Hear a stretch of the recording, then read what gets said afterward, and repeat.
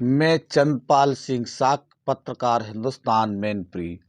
आज की ये सबसे रोचक और महत्वपूर्ण कहानी है, ज्ञानवर्धक कहानी है।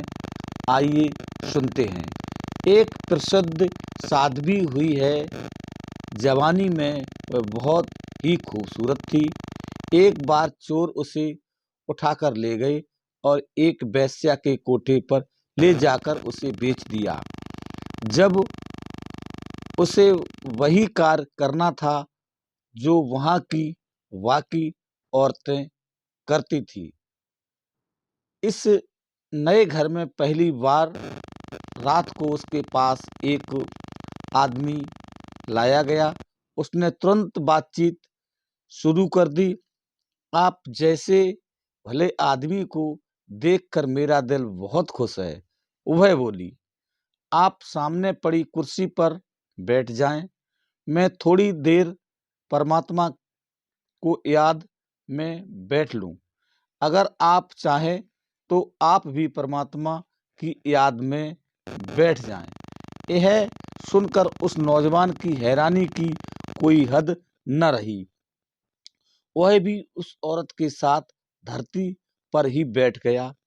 फिर वह उठी और बोली, मुझे विश्वास है कि अगर मैं आपको याद दिला दूं कि एक दिन हम सबको मरना है तो आप बुरा नहीं मानेंगे। आप यह भी भली भांत समझ लें कि जो पाप करने का आपके मन में चाह है वह आपको नरक की आग में धकेल देगा। अब आप स्वयं ही फैसला कर लें कि आप यह पाप करके नरक की आग में कूदना चाहते हैं या इससे बचना चाहते हैं। यह सुनकर नौजवान हक्का बक्का रह गया और उसने सबल कर कहा, हे पवित्र औरत, देवी के समान, तुमने तो मेरी आंखें खोल दी जो अभी तक पाप के भयंकर नतीजे की तरफ से बंद थी। मैं वचन देता हूँ कि फिर कभी कोठे की तरफ अपने कदम नहीं बढ़ाऊंगा। हर रोज एक नए आदमी का आगमन औरत के पास भेजे जाते थे। पहले दिन आए नौजवान की तरह उन सबकी जिंदगी भी पलटती गई। उस कोठे के मालिक को बहुत हैरानी हुई कि इतनी खूबसूरत और नौजवान औरत है और एक बार आया ग्राहक दोबारा उसके पास जाने के लिए नहीं आता, जबकि लोग ऐसी सुंदर लड़कियों के दीवाने होकर उसके इर्द गिर्द घूमते हैं। यह राज जानने के लिए उसने एक रात अपनी पत्नी को ऐसी जगह छुपाकर बिठा दिया जहां से वह उस औरत के कमरे के अंदर सब कुछ देख सकती थी। वह यह जानना चाहता था कि जब कोई आदमी उस औरत के पास भेजा जाता है तो वह उसके साथ कैसे पेश आती है। उस रात उसने देखा कि जैसे ही ग्राहक ने अंदर कदम रखा और औरत उठकर खड़ी हो गई और बोली, आओ भले आदमी, आपका स्वागत है। पाप के इस घर में मुझे हमेशा याद रहता है कि परमात्मा हर जगह मौजूद है। वह सब कुछ देखता है और जो चाहे कर सकता है। आपका इस बारे में क्या ख्याल है? यह सुनकर वह आदमी हक्का बक्का रह गया और उसे कुछ समझ न आया कि क्या करें क्या कहें। आखिर वह कुछ हिचकिचाते हुए बोला, हाँ पंडित, और मौलवी भी कुछ ऐसा ही कहते हैं। वह कहती चली गई, यहाँ पाप से घिरे इस घर में मैं कभी नहीं भूलती कि परमात्मा सब पाप देखता है और पूरा न्याय भी करता है। वह हर इंसान को उसके पापों की सजा जरूर देता है। जो लोग यहाँ आकर पाप करते हैं उसकी सजा पाते हैं। उन्हें अनगिनत दुख और मुसीबतें झेलनी पड़ती हैं।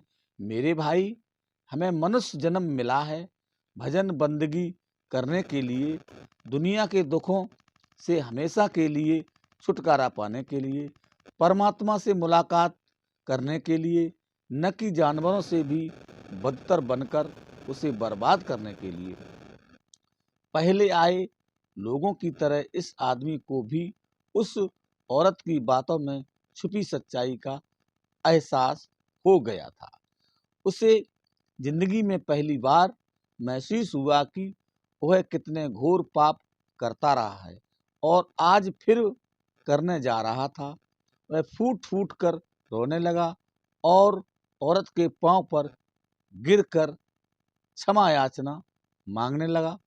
औरत के शब्द इतने सहज, निष्कपट और दिल को छू लेने वाले थे कि उस कोठे के मालिक की पत्नी भी बाहर आकर अपने पापों का पश्चाताप करने लगी। फिर उसने कहा, हे पवित्र लड़की, तुम तो वास्तव में साधु हो। हमने कितना बड़ा पाप तुम पर कर लादना चाहा। इसी वक्त इस पाप की दलदल से बाहर निकल जाओ। इस घटना ने उसकी अपनी जिंदगी को भी एक नया मोड़ दे दिया और उसने पाप की कमाई हमेशा के लिए छोड़ दी।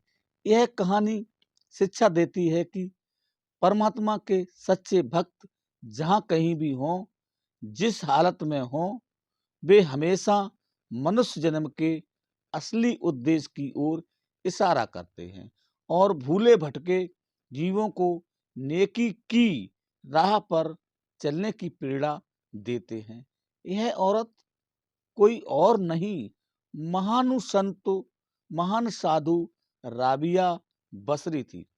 इसलिए हमें हमेशा माया के लोभ से बचना चाहिए और ज़्यादा न सही पर कुछ समय परमात्मा, ईश्वर, भगवान की आराधना में जरूर लगाना चाहिए। सतनाम का ध्यान जरूर करना चाहिए। बुरे कामों से बचें, अच्छे कामों पर ध्यान दें, अच्छी पुस्तकें पढ़ें तो आपका जीवन जरूर धन्य होगा। हमारी ये एक कहानी प्रेरणादायक आपको मैंने सुनाई है। मेरी खुद की कहानी लिखी नहीं हुई है, हमें ये कहानी प्राप्त हुई है। ये मेरी आपको कहानी कैसी लगी, ज्ञानवर्धक की, हमारे न्यूज़ CPS चैनल को ज़रूर सब्सक्राइब करें, लाइक करें।